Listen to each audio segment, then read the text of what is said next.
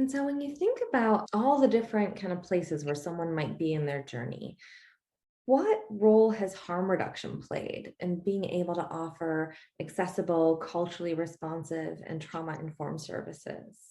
Absolutely. There's a stigma around harm reduction, right? When people hear harm reduction, they assume we are going to the pharmacy and bringing needles into the shelter. No, that's not what we're doing. What we're doing is we're saying, come as you are. I'm Mhm. going to meet you at the door as you are. And then we're going to talk about what are your goals? What are your plans? What do you need from us? And let me let you know what we're capable of doing, right? And so that's how we operate with harm reduction. That if you come in and you are in a state of, I'll just use something extreme, in a state of psychosis, and that's something that we couldn't tell on the phone. And not to say that we would stop you from coming, because if you're telling us you're in danger, you're in danger. And you get to us and we see something that we're not able to handle. There are organizations, there are systems in place that can help us, right? And so our approach to thing is come, we literally are come as you are, and we'll handle it after. And Mhm. we've had people say, well, your program isn't equipped to handle someone in the middle of a psychosis. I said, okay, that's fair. And we know, but we do know who to call. And we Mhm. know who can come and help us and help that person get to a place that's safe. But if a person is fleeing, we're not willing to risk potential fatality because we don't feel we're equipped. Okay, well, I can go simply and say I'm walking on the street and someone gets hurt.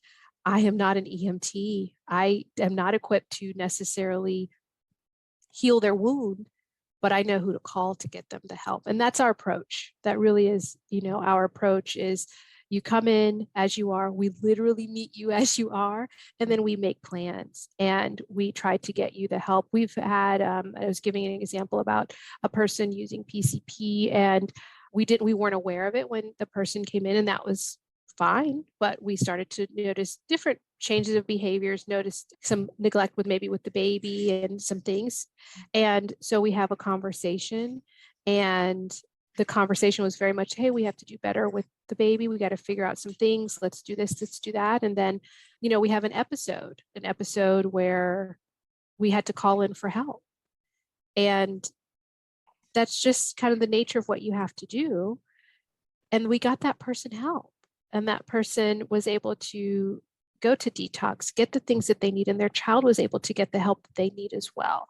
And I think that's where we have to go back to in our field is what is the overall goal? What is the overall mission? It shouldn't be control. And I think that might be a bit of something that I observe is that sometimes some of the work that brings us to the field is our want to maybe heal ourselves or others, also to sometimes some need for control, right? And we are essentially and this is kind of my, sometimes I wouldn't call it a complaint, but just something that I see is that that's where we bridge some lines around personal and professional.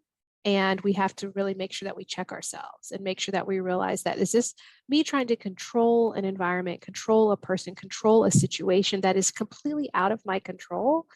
Or is it that I need to be retrained? Or is it that I need to understand what trauma informed care is? Is it I need to understand what accessibility is? Accessibility means that we lower the barriers, that we remove them if we can, versus putting up more just so that way we can have a cookie cutter success story, right? And again, it goes back to what I said, much earlier in our discussion around what is success. Success might be actually getting to that front door as you are. That Mhm. might be the most successful step. And it doesn't mean that the person stays, but that was the first step because now they know where to go. Now they know the path to beginning that step, that first step in their journey.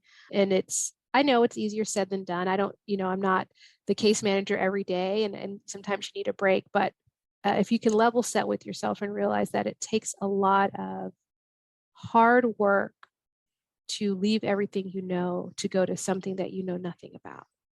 There's an old saying, you stay with the devil, or something like that. It's that idea that at least I know what's coming. At least it's predictable. And we do our best to try to make it as warm and comforting as possible. So that way a person can come in and feel not judged.